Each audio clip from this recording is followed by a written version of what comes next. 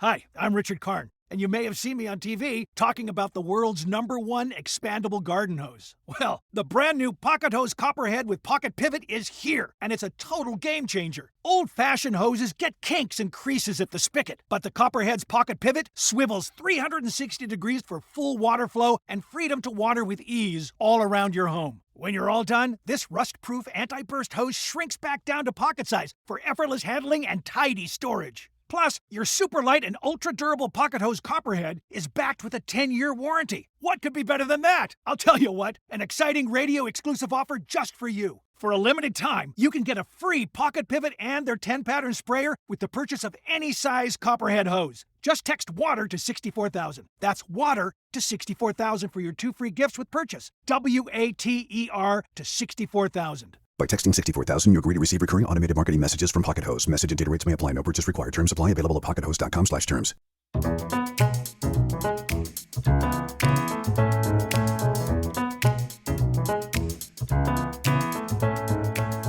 Hello and welcome to the Book Club Review.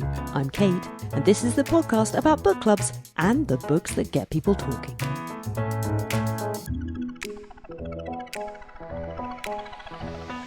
Regular pod listeners will know that we book club reviewers are big Murderbot fans. The first book in the 7-volume sequence was published in 2017, and readers quickly took the series to their hearts. More recently, we've been counting down the days to the release of the Apple TV adaptation of Book 1, All Systems Red. Inspired by Murderbot, in this episode we're considering the joys and pitfalls of bringing a book to the screen. You'll be hearing our recommendations, plus the projects coming out in the future that we can't wait to watch. We'll also be hearing from Philippa Donovan, a literary scout to the film and TV world.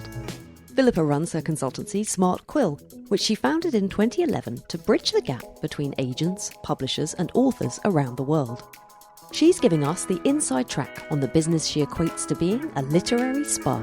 Information is the transaction for scouts. The more information you have, the more valuable you are to your clients. The more you're an interface between the book industry and the film and the TV industry. It's part espionage and part translation. How many books does a literary scout read in a day? Keep listening to find out. Joining me to bring you all that are my dear friend, co-host and fellow book clubber Laura, who's dialing in from the Book Club Review's Vancouver bureau, and regular contributor to the pod, journalist and reader of readers, someone who easily cleared over 200 books last year, Phil Chaffee. Phil recently moved from New York back to London and would generally, he tells me, rather be reading a book than watching a film. He had his homework for this episode, which was to watch an episode of Murderbot. Let's find out how he got on. All that coming up here on the Book Club Review.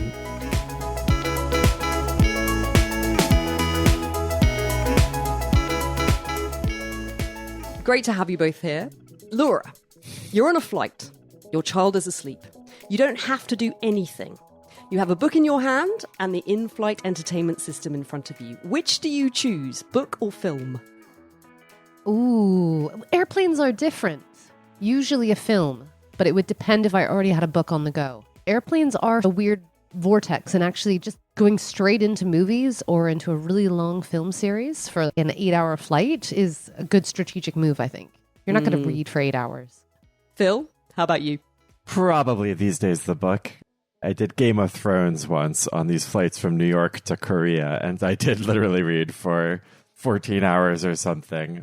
With a good page turner, it kills that flight time. And generally, if you've loved a book, would you then be eager to see the film? Or are you wary?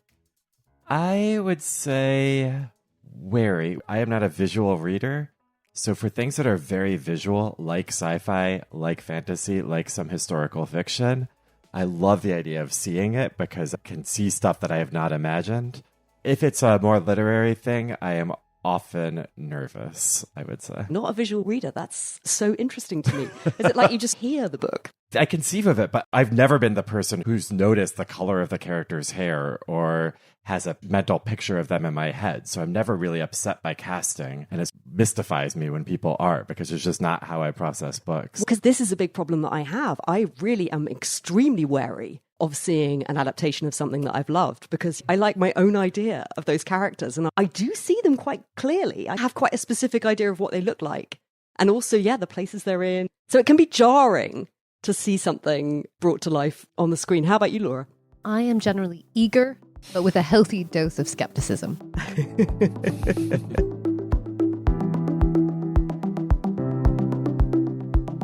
Okay, well, let's talk about our focus book this episode, or series of books. But we're going to concentrate on the first one, which is All Systems Red, the first in Martha Wells' Murderbot series. This novella was published by Tor in 2017 and went on to win the Nebula Award. The character quickly found a devoted fan base, and Wells went on to write 6 other books in the series, all novellas, except for book 5, which is a full-length novel. And a delight, I might add. It's my favourite of the series. The audiobook of All Systems Red is narrated by Kevin R. Free and published by Tor. Here's a clip in which we find Murderbot is dealing with the aftermath of an attack by a giant sandworm that has seriously injured one of the humans it is contracted to protect. I clamped the weapon back into its harness so I could lift her with both arms. I had lost the armor on my left arm and a lot of the flesh underneath, but my non-organic parts were still working. Another burst of commands from the governor module came through, and I back-burnered it without bothering to decode them. Bharadwaj, not having non-organic parts and not as easily repaired as me, was definitely a priority here, and I was mainly interested in what the med system was trying to tell me on the emergency feed. But first I needed to get her out of the crater. During all this, Volescu was huddled on the churned-up rock, losing his shit. Not that I was unsympathetic. I was far less vulnerable in this situation than he was, and I wasn't exactly having a great time either. I said, "Dr. Volescu, you need to come with me now." He didn't respond. Med System was advising a trank shot and blah, blah, blah, but I was clamping one arm on Dr. Bharadwaj's suit to keep her from bleeding out and supporting her head with the other. And despite everything, I only have 2 hands. I told my helmet to retract so he could see my human face. If the hostile came back and bit me again, this would be a bad mistake, because I did need the organic parts of my head. I made my voice firm and warm and gentle and said, "Dr. Volescu, it's going to be fine, okay? But you need to get up and come help me get her out of here."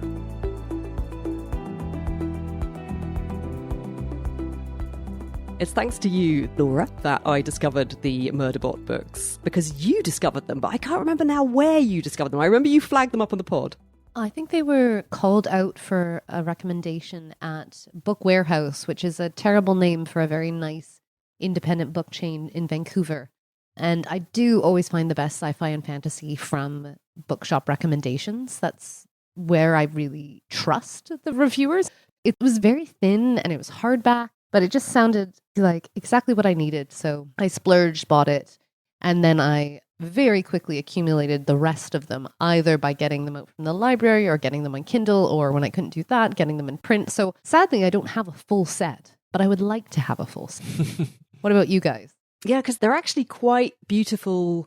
I was very struck by how much I love the covers, although I only had, because I now have a copy of All Systems Red, the first one, an artificial condition, but I think this is a new release that they've packaged up. But I, of the original series, only had book 5, which is the one that's more novella length. And I love the cover of it so much. One of the things I really adored was the way that I felt it tapped into this very beautiful, almost like convention of the way sci-fi covers are done. Everything about it just screamed genre in a way that I felt had been done with a very knowing sense of what the audience would want from these books. And I think the covers are just great. But as I say, I didn't actually have copies of them because I listened to them. I read one, the initial one, and then I listened to the rest on Spotify. Phil, how did you read them? I have only read the first one. Uh-huh. And I did that a couple years ago. My dad loved them all and read them all, and I think it was on his recommendation. But then they flew by my family, and everyone in my family, everyone read through them. And then I got to me, and I only read the first one, but I think it was on a Kindle, so I'm very unfamiliar with the cover. We should take a moment, shouldn't we, to say, what is it that people are responding to in these books? What is it that's so great about them? I mean, Phil, I had sort of blithely assumed that you were a fan, but actually it sounds like you weren't enough into them to want to read on. Yeah, I thought it was a very clever book. I very much enjoyed it, but it was also not particularly a place I wanted to spend lots of time. So I've read it again, so I've now read it twice, and I've been watching the series. I feel no drive to read further books. I would feel bad about having made Phil read Murderbot for a second time, but it's all of 115 pages in my edition. So they're short, aren't they? And you've got this great central character, this robot. He's a construct, isn't he? Part human organic parts, and he is part machine.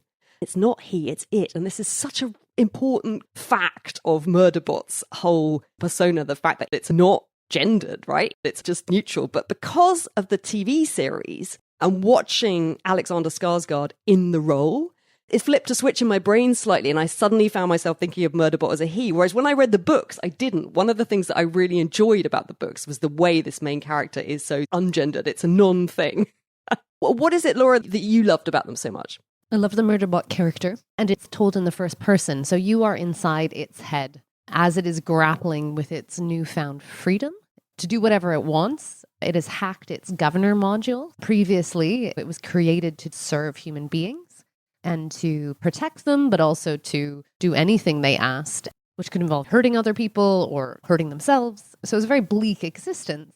Humans are very fearful of sec units because they're really killing machines. But of course, what's so clever about this book is pushing back against fears of artificial intelligence. I think where we ascribe human emotions and instincts to machines. In this case, all Murderbot wants to do is chill, right? It just wants to be alone. It wants to watch its shows. It wants to understand, for lack of a better word, its own humanity and what it means to be free. And so in the books themselves, there are some existential ethical questions, but wrapped up in a very pacey, action-packed format. I pulled out this paragraph. It's wrong to think of a construct as half bot, half human. It makes it sound like the halves are discrete, like the bot half should want to obey orders and do its job, and the human half should want to protect itself and get the hell out of there. As opposed to the reality, which was that I was one whole confused entity with no idea what I wanted to do, what I should do, what I needed to do.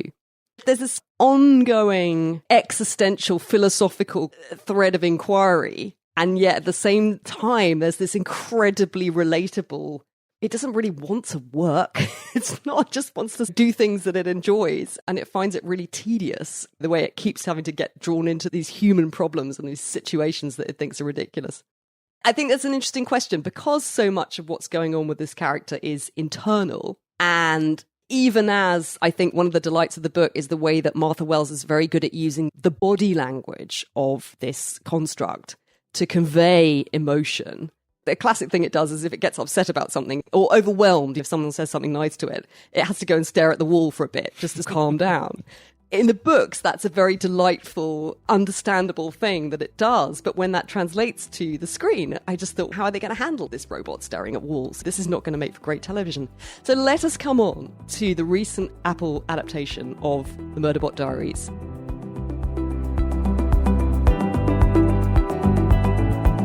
Author Martha Wells has been a science fiction and fantasy writer since her first fantasy novel was published in 1993.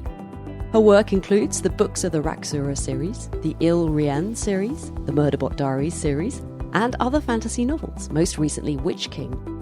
She has also written media tie-in fiction for Star Wars, Stargate Atlantis, and Magic: The Gathering, as well as short fiction, YA novels, and non-fiction.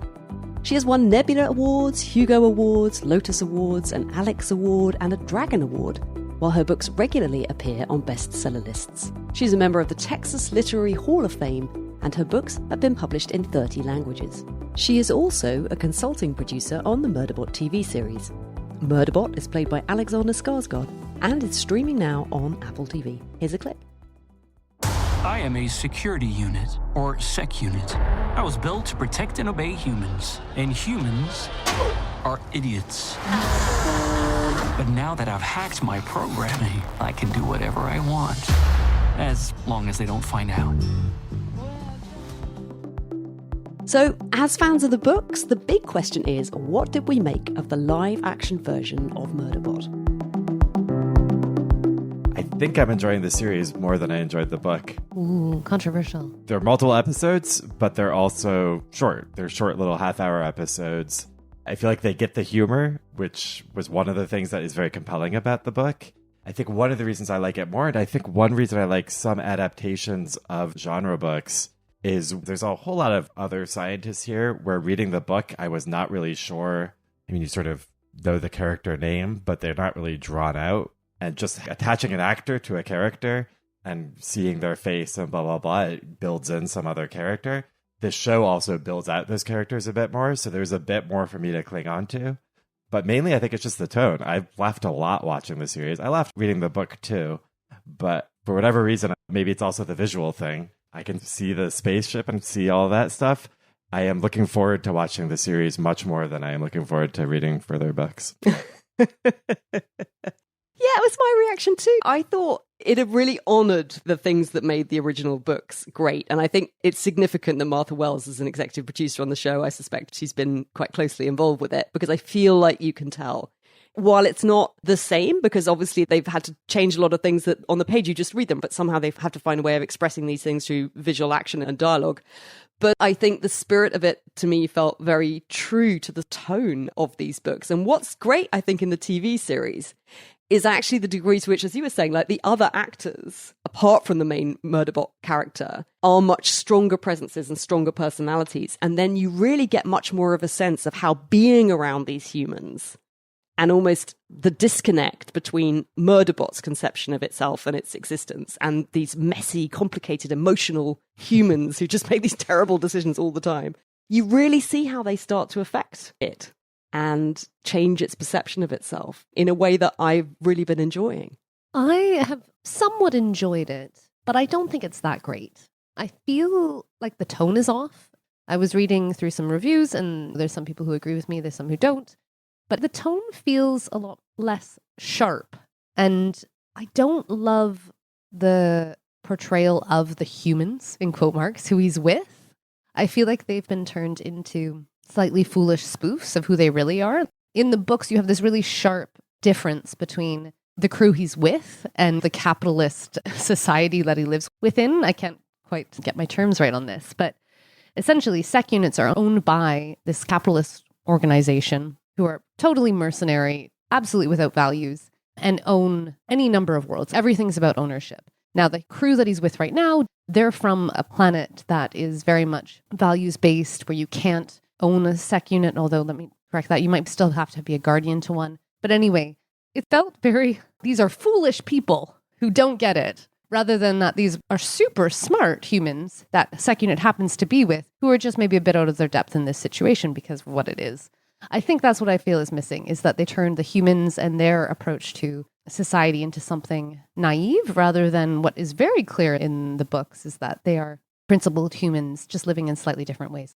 Also, the whole emphasis on the throuple just felt like a distraction and kind of a cheap laugh, and I didn't like it. Yeah, of course, that came across much more clearly in the TV series than it did in the book. And the other thing I was struck by rereading the book was the degree to which things are really not very clear in the book. She really throws you in at the deep end and she doesn't explain all that much. So a lot of the time you're scrambling a bit like, wait, what's happening here? And what is this thing going on over here? And I think another thing I really loved about these books was that normally that would really annoy me, but it really didn't with these. I feel like she handles that element of not over-explaining everything and allowing the reader to be a bit confused about what's actually going on, while still keeping enough of a through thread that, in my case, I felt totally kept me interested. I liked trying to work it out, and I didn't mind too much that I didn't really understand all of the details, because I love following this central character through it all. But in the TV series, they have to nail all that stuff down. You can't have the same, vagaries. And in a way, that's also a little bit, it makes it feel a little bit more basic than the books do. I think that's right. But it's an interesting area, because what I'm really saying is the books are a bit confusing, and I miss that in the TV series, which is a strange criticism to have. Here's Julian Grimm reviewing on Google, who's a fan of the books, and it's quite a fair review. He gives it 3 stars. Top level summary is other people probably will really like it if they haven't read the books. But he concludes by saying, the books were biting and witty and really had a strong commentary on society and humanity. And I agree. I think that is there. And maybe that's me reading into the later books as well. But it just felt a bit goofy in the series. I think my takeaway is it felt slick, but a bit heartless. It was clever. I like the books better. I very rarely watch TV. Something had to go in my life when I started reading a lot more. And basically, I just decided quite early on that the thing I would sacrifice would be TV and films. So I hardly ever go to the cinema. And I don't very often watch TV. I just hear about stuff from my husband, who basically watches it and tells me if it's good. So things like Severance, right? Or that new The Studio, which is the Apple TV show set in the Hollywood studios, which he tells me is great. I don't need to watch it. I've got him to report back. But anyway, the point is, so then when I do sit down and watch something like this, I'm maybe slightly overly blown away because it's just a bit of an exciting novel experience to me. I loved this so much. I thought it was so well done. I was so happy that they had caught the tone of the book so much. I really hope it does well because I want them to get on to the next book in the series, which is where Murderbot meets the best character of all of the entities that it encounters in these novels, which is this cargo transport ship intelligence called Art. It ends up hitching a ride on this ship, and first of all, they hate each other, very suspicious of each other.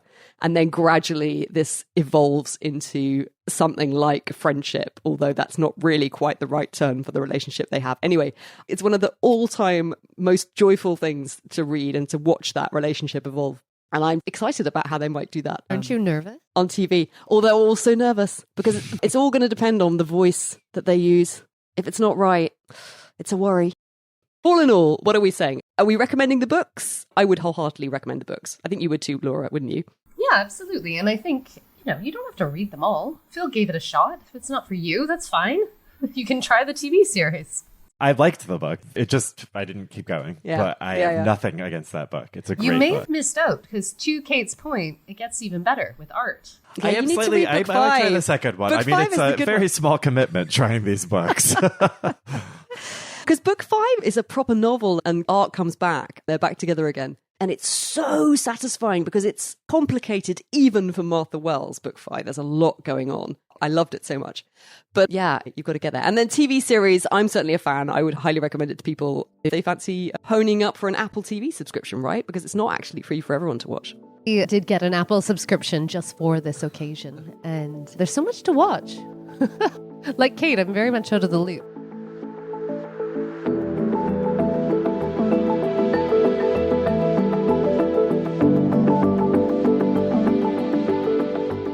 Coming up, my interview with literary scout Philippa Donovan.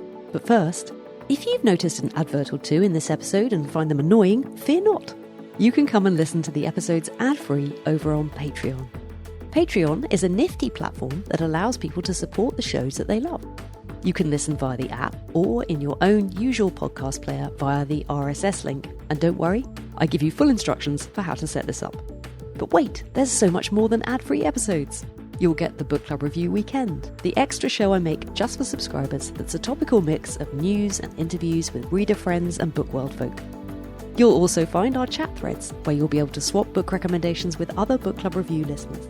It's an amazing community there, and I get so many good book tips. And if you want to come and talk books with me in person, at the higher tier, you can join the monthly book club. We meet on the last Sunday of every month over Zoom, which I then make into a special catch-up episode for anyone who couldn't make the live discussion. This month, we're reading Universality, the new novel from Natasha Brown. All this for the price of a couple of coffees a month. Head to patreon.com/the book club review for all the benefits and how to sign up. Okay, and now let's hear from Philippa Donovan. I began our conversation by asking her to tell me about what a literary scout actually does. There's actually two forms of literary scouting. There's scouting for foreign publishers, and then there's book to film and TV scouting. But what you find is a lot of the scouts do both, because if you're reading everything, whether you recommend on to publishing clients or producer clients, it makes no difference. If you're doing the work, you're in a position to say, yes, I've read it and this is what I think. Quite a lot of the very big foreign rights scouts have really robust teams that do book to film and TV as well. But increasingly, so the last 10 or 15 years or so, there's been a bit of an offshoot movement where you find scouts specializing only in book to film and TV. And so that's what I ended up doing. Book to film and TV is extremely competitive. So you have to read fast. You have to speak to everyone. You have to know what's selling. You have to know who's in competition for auctions. It's effectively an information service. When I first started doing it, I often used to think of myself as a spy. Your role is to get as much information about all the books that are out there being sold to publishers. So at the point of the publishing deal, before that deal is done, you want to know who's interested. You want to know why they're interested. Ideally, you have some sense of the money, because obviously the more money that's involved, the more a publisher will feel like it's potentially a lead title. That's really enticing for producers to know. They plan to launch it with a massive amount of hype. That's useful information for a producer who's deciding whether to buy film and TV rights.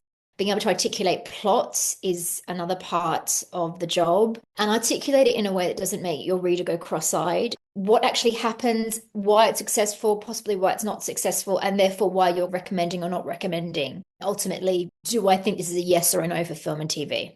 So what does success look like? Do you know when you found something that you think is going to be great?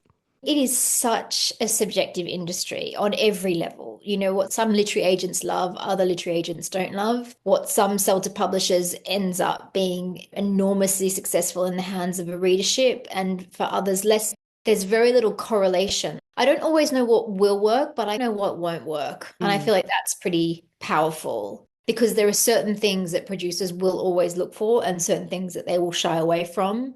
In terms of the role of scouting, like I say, it's part espionage. Information is the transaction for scouts. The more information you have, the more valuable you are to your clients. The more you're an interface between the book industry and the film and the TV industry. So it's part espionage and part translation. The book industry speaks in a certain way and film and TV speaks in a certain way. Often we use the same words with completely different meanings. So part of my job is that translation. This is what the book industry is saying about this title or about this agency or about this movement, this trend. And I translate that into what that actually breaks down to film and TV, and vice versa. We've been talking about Murderbot, which is the adaptation of Martha Wells' fantasy book series. Martha Wells was exec producer on that show. She had involvement with the development of that script. And I'm curious to know, do you think it's good when an author is closely involved, or can that lead to problems sometimes? It has changed so much. It's so interesting to me. In the 80s and 90s and the early 2000s, when the industry really was book to film, there was a kind of consensus, certainly in LA and Hollywood, that you didn't want the authors too heavily involved. And you saw a lot of authors come out publicly and say, I found the process of watching my book adapted for film, it was like watching them kill a child. Big name authors have a huge amount of leverage and power in publishing, were unable to do anything or have any input at all. I feel like it was Emma Donoghue's book Room. She's one of the first writers that I heard of that was able to be involved in the adaptation of her book, and it was successful. And then it was backed up by people like Sally Rooney, who worked on the adaptation Normal People. And that was such a massive hit that all of a sudden I feel like the producers were like, oh, actually, this can be incredibly enriching as an experience, as a way for us to connect with a viewership. It is tricky because the act of writing a book is singular. It's one person in a room with a laptop or a typewriter or a pen. If you want to go really old school analog. The act of bringing a TV series to fruition or producing a film is hundreds of people. The idea of one person having decision-making power is such an anathema to them. And I feel like authors find that transition very awkward for them to navigate. But I do feel like the scenario is changing and there's an increased willingness from producers to have the authors involved. It seemed to me that with the need to generate material for the streaming services, the entertainment companies have really started to mine books as a resource. Do you think there's any danger of film and TV companies running out of books? No, and thankfully. It's always been a robust industry. That book to film trajectory was pretty well trodden for a long time. I'm trying to think of early examples from like the 80s and 90s, but The Horse Whisperer or Bridges of Madison County or The Notebook. Nicholas Sparks. Exactly. But there was a real sense of if the book was enough of a hit or if the book deal had enough momentum behind it, then film rights was something that the producers should be looking to. It was mainly studios back then. But of course, with the advent of streaming, the whole industry just burst open. And I feel like that's where it brought in the capacity for really successful book to TV adaptations, because what had traditionally been the case was you only really had the money to do big budget films as adaptations. All of a sudden, Netflix and Disney and Hulu had a lot of money, and HBO were really at the forefront of this movement. Game of Thrones was epically expensive to make, but they had the money to do it for TV all of a sudden. And so there was a kind of recalibration, I think, of what adaptations could look like. I think that was such a wonderful moment because you often, and I'm sure all of your listeners will remember this, your favorite books being shoved into 2 hours. It's so painful watching a book that you love reduced and almost brutalized, trying to get it to meet the format. Whereas TV, you want it 8 episodes, you want it 10 episodes, you want it 2 seasons, you want it 7 seasons. It can be as long as you want. You don't have to make the book fit 120 minutes. That is one of the delights of this Murderbot series, actually, is that they're novellas, right? I actually don't know how many episodes there are going to be, but it feels like it's going to be like 12 or something. And as a result, it's almost line by line. It's all in there, which is incredibly pleasing for fans. So pleasing. And in fact, that raises the point that my personal opinion is that the most robust adaptations are from either short stories or novellas.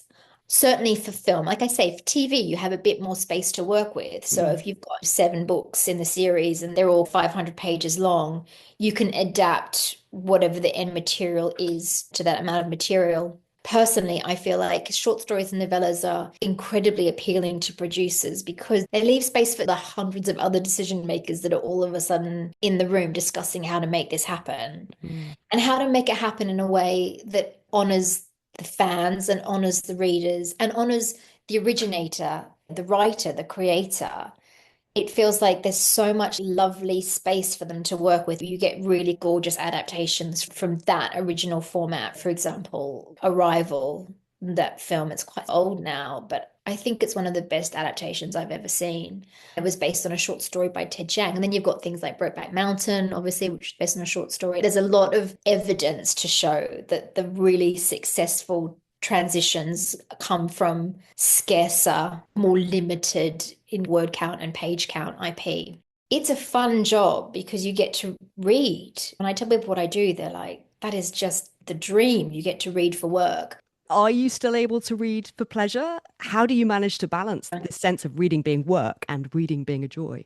I'm very strict about it. So if I'm reading for work, I'm reading on my laptop. And if I'm reading for me, it's an actual physically published book. I'll just about go to a bound proof if I have to, but ideally I want a finished copy. Really, a hardback is the dream. I won't read on screen if it's something for me, something that I want to read. As long as I demarcate quite strictly, it helps my brain know what I'm doing. I love that you flagged up Arrival and the Ted Chiang short story, which is a gem, an absolute gem. I totally agree. Are there any other things like that come to mind? We wanted to recommend some things to people that we thought were particularly successful adaptations of books that we had loved. This is an old one. It's one I always go back to, which I think is definitive. Friday Night Lights. Oh, I didn't know that one. I know, it's old. It was originally a book and then it was a film. It was a film in, I think, maybe the 80s or the 90s. And the film was very successful. And then it was spun out to a TV series from that. And the TV series was a huge success. And it was the first of its kind in a way.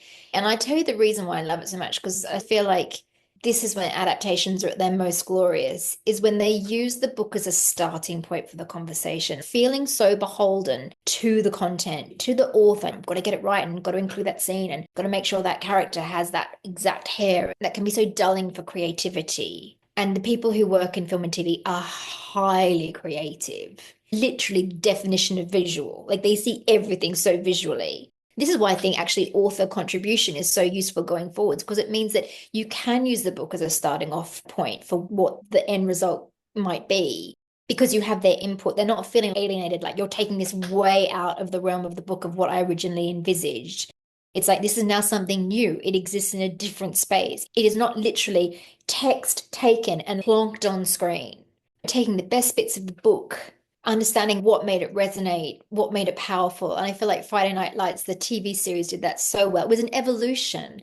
I tell you another one that I think was extremely successful for precisely the same reason. It was One Day on Netflix. All right. We loved the book. The film just didn't sing. You could tell that the real love was the book, and the producers were like, we did not do that book justice. That book deserved more. So they circle back to it and they do it as a TV series, a bit more space, very different casting. David Nichols involved, as he was not involved at all in the film because you didn't back then. And it's an entirely different entity. I got the feeling from watching it that I had reading the book. I got to a certain episode and I actually stopped. I was so bruised by reading the book. I was like, I will go no further. This is where I end my journey with One Day. And it was so nice, like feeling that power, like taking my power back and being like... Because you know where it's going and you don't want to go there. Exactly. But the adaptation really was gorgeous. And I love that they came back around to it. It was another interpretation.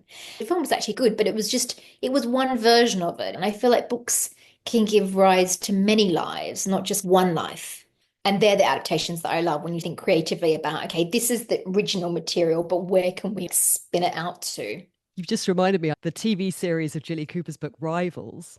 I grew up reading Rivals. So and it was done with such love, and they so exactly nailed the humor, the tone of it. I thought they did it all so adroitly, and I just loved every frame of it. But actually, I think there were 8 episodes and I didn't watch the last episode. Because I didn't want it to end. And I actually have not watched the final episode of Rivals because the whole thing made me so happy. I was just like, I'm just going to stop it here so that I will always have this little last bit. Completely. Knowing it's there. I understand that completely. And I do feel the best adaptations give you that. I loved these characters when I read the books. And now I'm watching them in a different format. And these characters are my friends and I don't want to leave them. Exactly. I left them once and I won't leave them again. Then the producers have done something right with the adaptation. You get that magic when you have a lot of people making decisions. It can go either way. When you bring in a lot of people who are, like I say, incredibly creative and intelligent and visual, and lots of them, you can make absolute magic. How much time a day do you spend reading? Around the book fairs is when Scouts are the most active, and all year round, really, increasingly. If there's something that's super time sensitive, I can generally get through about 2 books in a day, but I can't sustain that. So I can't be reading 2 books a day every day. Generally speaking, I can read as fast as I need to, but I try not to read at full speed all the time because it makes your brain go a bit fuzzy. I remember an agent once describing it to me as blinking at pages. There are a few tricks, like Scouts do have a few tricks about how to get through material fast, but I won't bust them open. Philippa, I could talk to you all day. It has been such a delight finding out about your world and just so inspiring to hear about you. Your obviously deep love of all these different mediums, writing and film and TV. It's been such a delight. All right. It's a pleasure. It's a real pleasure.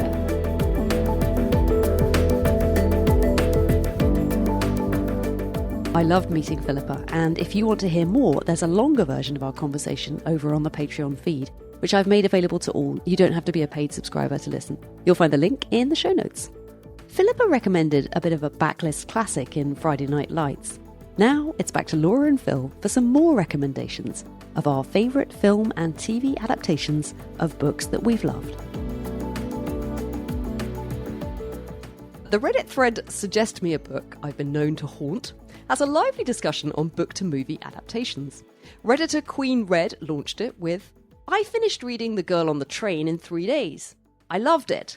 Now I'm watching the movie and think it's terrible. I was so excited to give the movie a try after enjoying the book so much. What are your favourite books, they asked, that were made into actual good movies? The responses came thick and fast. Among the suggestions were The Shawshank Redemption, based on a short story by Stephen King, Coraline and Stardust by Neil Gaiman, The Martian by Andy Weir, the recent film version of Frank Herbert's Dune, About a Boy by Nick Hornby, Room by Emma Donohoe, American Psycho by Bret Easton Ellis, and Winter's Bone by Daniel Woodrell. So there are a few to get us started. Laura and Phil, over to you. What are your favourite adaptations that, to your mind, actually live up to your enjoyment of the original book, or perhaps you think the film version was even better? I was going to say Call Me By Your Name, which I wonder if that would be a slightly, not controversial, but you guys are going to have opinions on that one. For me, the adaptation took everything that was in the book and then just made it, sensorial is not a word, but it brought it to life across all the senses. You got to be in Italy, you got to see these beautiful men, you got to feel the sexual chemistry at another level because it was on film. And yet I really felt that it nailed the emotions, the drama, the longing that was in the book. Thoughts? I have many. I want to first say that the first episode I came on the show to discuss was Call Me By Your Name. I do remember very fondly. I'll link in the show notes to that episode because it was such a fun one. I love the book, as you will find out if you go and listen to that episode. I love the movie. I thought there were issues. My biggest issue with that movie is I feel like Armie Hammer was miscast. I feel like he was interesting. 5 years at least too old for the Oliver role. And that age differential between 17 and 25 feels very different when it's 17 and 30. It just felt slightly wrong. But the atmosphere, right? Yeah, that was amazing. So successfully translated from the book, because one of the great pleasures of the book was not so much reading this incredibly intense relationship as the lovely European wealthy family house and all the books and the music and the culture and the conversations around the table at dinner, and that's the sort of thing that and the father's speech, they nail it in the movie. That speech at the end that makes you cry, or makes me cry. Yeah, that is a good one. I feel like that's a very solid recommendation. Okay, Phil, how about you? What would you flag up? My first one is one of my favorite movies ever, which is Children of Men. Have you guys seen it? Oh, No. good one. Yeah, the Alfonso Cuarón one. Yeah, it's a 2006 movie. This goes to the broad point, as I've been thinking over adaptation. I think my favorite adaptations are the one that are almost transpositions, that take the source material and don't try to just fill in the colors, but do their own thing with it. This started as a P.D. James novel from 1992, which I actually just read because I was curious about it. It's great. It's very different. The premise of Children of Men is, I'll give the premise from the novel. So it's written in 1992, set in 2021, and in 1995, people stopped having babies. So the last human born was in 1995. Therefore, the world's getting older. Civilization is broken down because when there's no hope left of further generations, P.D. James thinks through what that means. She uses it as this exploration of power, of fascism. There's this fascist leader who's the warden of England. It's set in England. And the protagonist is his cousin. And that is key to the plot. But then she also uses it as this exploration of mortality and death. And it becomes this sort of on-the-nose religious parable. Alfonso Cuarón, the Mexican director, took the same material, I actually don't know the screenwriter, in 2006, and used that premise to then explore those themes, but also the themes of the war on terror and climate change, and all of these things that make the film, if you watch it today, it feels just as vital and current as it did in 2006, but it also feels very different than the initial book. They are both just astonishing artifacts. I highly recommend the book. And if you have not watched the movie, Laura, it is really good. It's a thriller, too. Oh, it's so tense. Yeah. It's an incredibly tense watch. I wonder, I do know this about her. I just wonder if she get through it. But the performances are so incredible.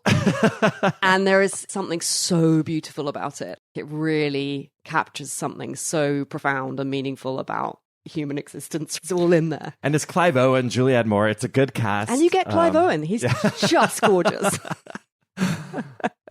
That's a great one. I love that you flagged that up. I'd forgotten about that one. Okay, I have something very different. It is the 250th anniversary of Jane Austen's birth. And what a nice way to turn our thoughts to the miracle that is Emma Thompson's film of Sense and Sensibility, which is one of my all-time favourites. It's a fantastic cast. You've got Emma Thompson, you've got Hugh Grant, you've got Kate Winslet, a young, gorgeous Kate Winslet. You've got Greg Wise, you've got, oh my goodness, so many of Hugh Laurie's in there. The sort of great and good of the sort of British acting pool. And it's directed by Ang Lee. I think he'd just done the Ice Storm, maybe. Maybe. But the point was he was peak. Yeah, we all knew about Ang Lee at that point. We're like, oh my God, he's amazing. This film is such a treat. Emma Thompson did the adaptation herself. And so you've got this wonderful script that was written by someone who you feel Jane Austen herself would have liked and respected. There's such a sense of this intelligence behind it and the way it's been done. And it so beautifully brings out the emotional beats of it, these interrelationships between these families and the concern about finding the right person and marriage, but all of it with this also surprising political edge, which I think is what Emma Thompson is bringing to it, and Ang Lee as well, which is this thread about property and money and the way that that was what dictated happiness in these times. People weren't able to marry for love. They married because they had to marry the right people to secure their future. That's really at the forefront of this film. And so I think it holds up really well. It feels like you're watching this beautiful novel so exquisitely brought to life, but also it feels like it speaks to the society of today in a way that I think is just wonderful. And it's so funny. And I think the interesting thing about Hugh Grant as Edward Ferrars is, at the time, it was almost like everyone was a bit disappointed by this performance because we all loved him so much in all the Richard Curtis films, and that was what he was known for, was this posh sort of idiot romantic character that we all loved. And in this, he plays the role in a way that is so reserved and so buttoned up. It's almost like a non-performance, but it really isn't. If you watch it carefully, he is doing so much, as is Emma Thompson. You can tell it's very fresh in my mind. I just had the greatest pleasure watching it again yesterday, but it's one of the ones that I turn to as a bit of a comfort watch. I think that's a great suggestion. Another great thing about it is how, being Ang Lee, how cinematic it is. And he gets away from one of the perils of Austen adaptations, which is just like you're stuck in these drawing rooms and these pokey houses. I love that film. I'm going to say something controversial, but it is better than Sense and Sensibility. If you have not read Sense and Sensibility recently, it is her weakest novel. There is a lot in the film that actually fills in and makes more sophisticated and nuanced. The book is not near, like Pride and Prejudice is a perfect novel. Sense and Sensibility is gappy. It's interesting because I loved the film and then I went back and I read the book and I really enjoyed the book. But it's interesting, actually, it was very overlaid by this film that I had loved. And so yeah, perhaps I wasn't as alive to maybe its flaws as you. I think the other thing I think is quite funny about the film is that there's just the whole thing about their being sent off to live in poverty because they haven't inherited the beautiful Norland Park because it passes to the brother. And so they're dispatched to live in this quote unquote cottage in Devon. And when they get there, it's just the most beautiful landmark trust sort of property. And when they go in to the supposedly terribly shabby house, it's all like eau de Nil and beautiful. I don't know, it just makes me laugh how aspirational this house is to contemporary eyes. So that's quite a funny thing about it. We must move on, but yeah, I think that's a wholehearted recommend. I feel like you can't say that the book is bad. No, the book's not bad. Actually, what is maybe not one of her best. Maybe what shocked me most in the book, and this picks up on what you were saying about how people have to marry for money, is I think the book is bleaker than the film. In the book, Marianne is not marrying for love whatsoever. At the end of the film, you feel like Marianne has come to care for Colonel Brandon. Colonel she ends up with Alan Rickman. Yeah. And who would mind about that? Yeah, exactly. Who would mind about that? And in the film, that she's grown up a little bit and that she isn't sacrificing anything. This is going to be much better. I think the book is a bit bleaker, that she has had the great heartbreak of her life and is now going to have to settle for Colonel Brandon. As indeed Jane Austen, did she not? I think she was not able to pursue the attachment that she had formed. Yeah, exactly. But then, of course, she didn't settle. She never married. Obvious other epic Austen adaptation is the completely incomparable Jennifer Ely, Colin Firth, BBC series of Pride and Prejudice, which also is just, I think, perfection. Again, the casting, the way it's done, it's so great. But the film of Sense and Sensibility feels quite self-contained, whereas that series of Pride and Prejudice is quite an epic watch. So it wasn't my first thought. We could have a whole series on Jane Austen adaptations, couldn't we? Absolutely. What else came to mind for you then when you were thinking about films or TV shows of books that you loved? I love a book called Hunting and Gathering by Anna Gavalda, which is written in French, and I've read the translation in English. It's about 3 oddball characters in their 20s coming together in this beautiful Parisian flat. One of the young men is an aristocrat, alienated from his family, and he's taking care of this huge palatial Parisian flat that his grandmother has left to the family before they decide what to do with it. But he's at sea, he has very poor social skills, and he's selling postcards down at a tourist shop. His roommate is a very fiery working class chef who's listening to music and drinking a ton, and he's got his own personal challenges that come out. And then there's a young woman who's living up in the garret, which doesn't have any heating, and she is working as a cleaner. And again, what's her backstory? How has she ended up here? She's very isolated, very alone. And the young aristocratic gentleman rescues her one night when it's freezing cold. He's worried about her and brings her down, and then she lives in the flat. And they really begin to form a family. And I love this book so much. And it took me forever to figure out how I could find the film adaptation because it wasn't available. Is it French? Yeah, it's a French adaptation. Ah. And it took me forever to figure out how I could get it because it wasn't available on Apple Canada or Apple US. And then when I was living in the UK, I was finally able to get it. And Audrey Tautou is the main female character, Camille Folk. Oh, she's so good. Amélie. She's so good. And Guillaume Canet is Frank, the fiery chef. And then Laurent Stocker is Philibert, Marquis de la blah, blah, blah, blah, blah. This is such a feel-good book. I don't know if you guys have read it. I feel like, Kate, maybe you've read it on my insistence. I'm scared to admit, I think I might have started it and I didn't feel the same It happens, pull listeners. you did, so... I loved the book so much that for me, the film just gave me more. I don't know that it's the best adaptation of all time, but I was like, yes, just give me more. I just want more of this feel-good story about people coming together and creating a new family. Yeah, that's what you want, isn't it? Phil, how about you? I'm going to do another, going the opposite direction, Laura, a movie I absolutely loved that I then tracked back to the source material. This was a 2018 South Korean film called Burning by Lee Chang-dong. Have either of you seen it? No. I most certainly have not. It was released and it had, I'll give you the brief premise, which is this young 20-something guy who is poor named Jong-soo. This is in contemporary South Korea. He meets this woman named Haimi. They hook up once. She goes traveling in Africa. And when she comes to pick her up at the airport, they're not fully a couple or anything. They're not a couple. She has this new boyfriend who's in the film, this guy named Ben, who's super rich, lives in Gangnam. Then the three of them hang out a bit. And while they're all drinking at the poor guy's house this one time, Ben tells him, while it's just the two of them together, sometimes Ben goes out into the countryside, finds a greenhouse or a barn, and burns it down. Oh my goodness. And then the film progresses from there. It becomes this astonishing exploration of class in hyper-capitalist Korea, but it's all it's a Thai art house. You have to be there, pay attention. It's slow moving, but also really astonishing. Anyways, so the source material for this is partially Barn Burning, this Haruki Murakami story, which was written in 1992, which uses that premise, but is in Japan, talking about this separate hyper-capitalist era. But then that story itself is an adaptation of a William Faulkner short story called Barn Burning from 1939 that was published in Harper's. And that one actually flipped it, where it's the poor guy who's accused of barn burning, and it's a slightly different thing.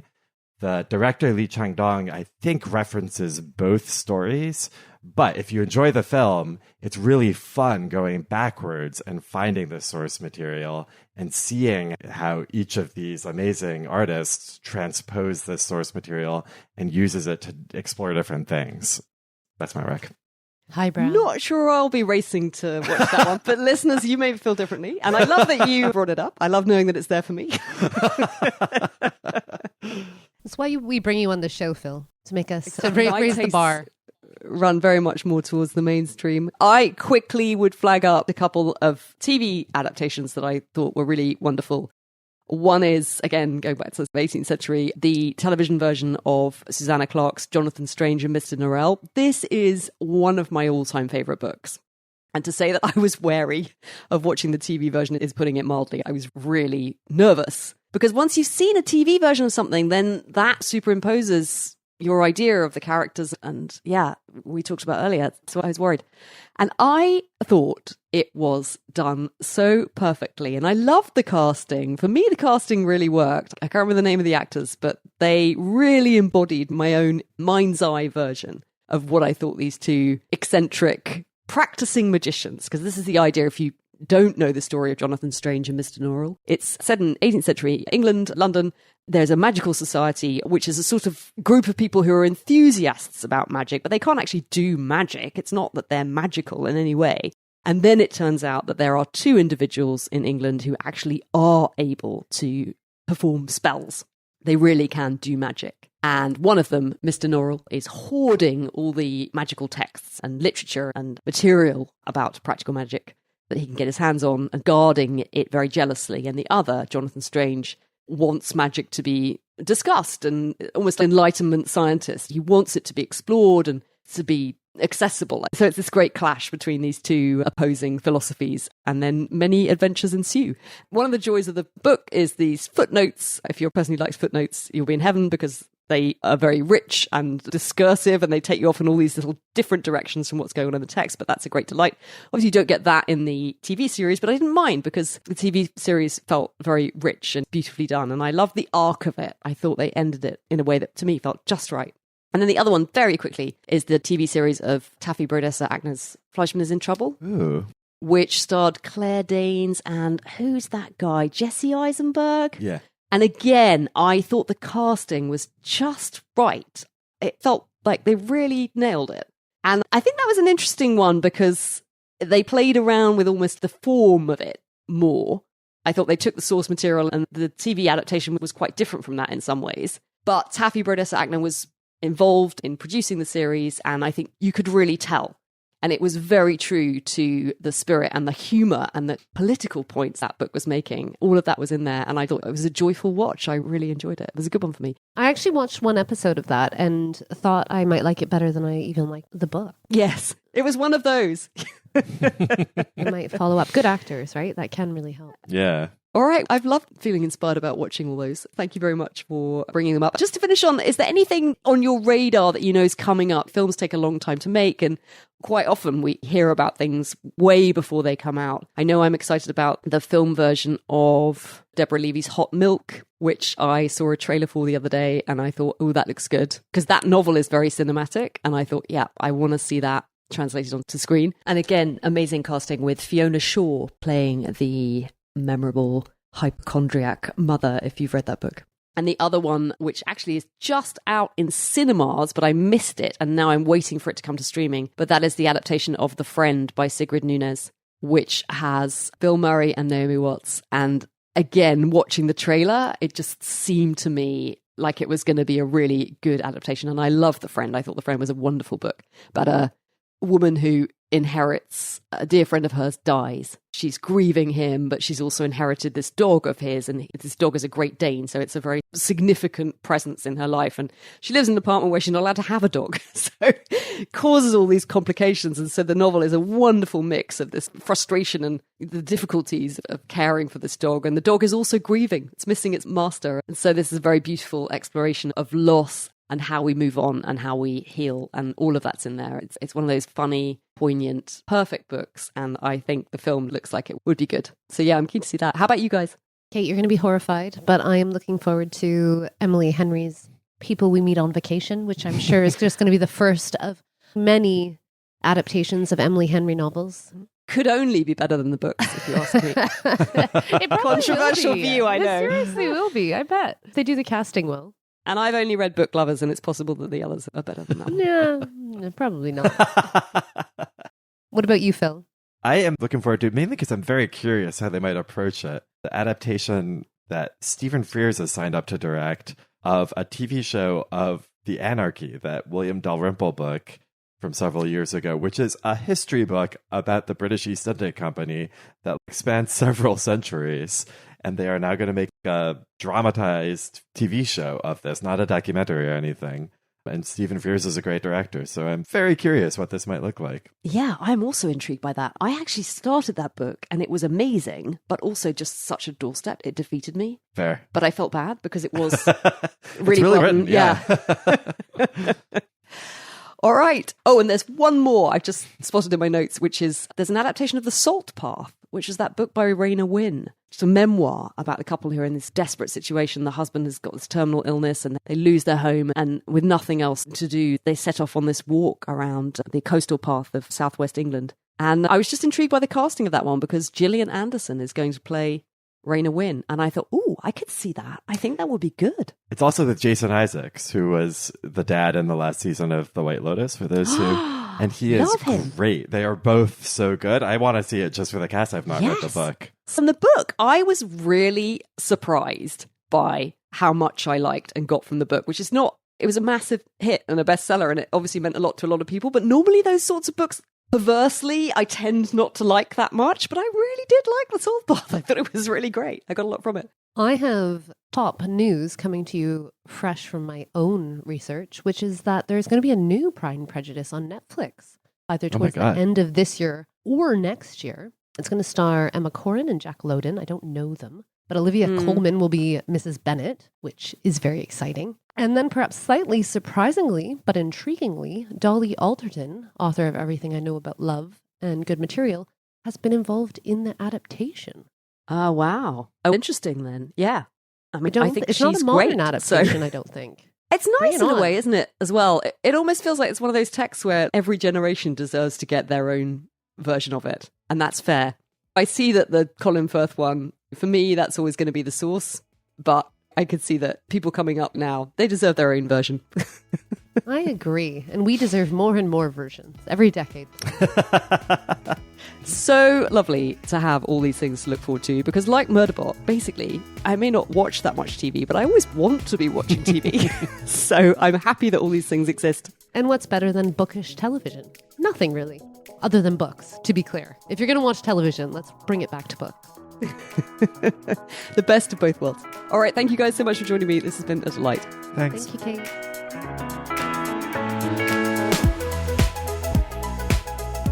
That's nearly it for this episode.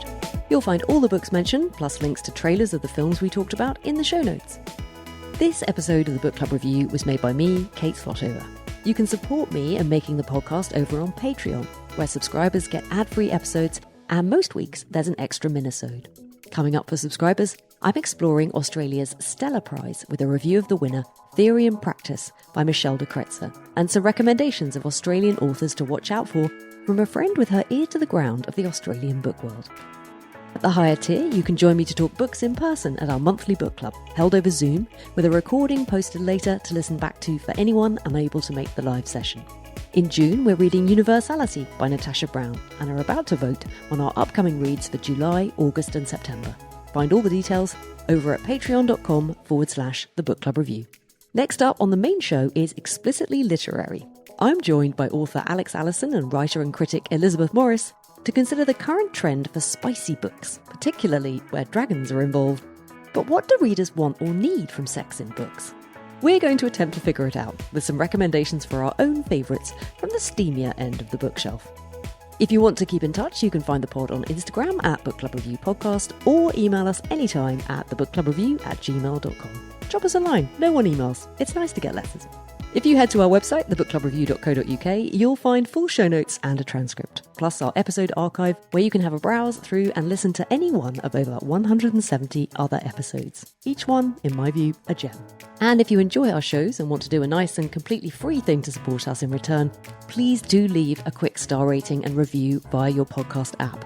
Reviews and ratings really help other listeners find us. And if you're having a book chat with someone, tell them about the show. You will really be helping us by spreading the word. And you never know, they might love it. But for now, thanks for listening and happy book clubbing.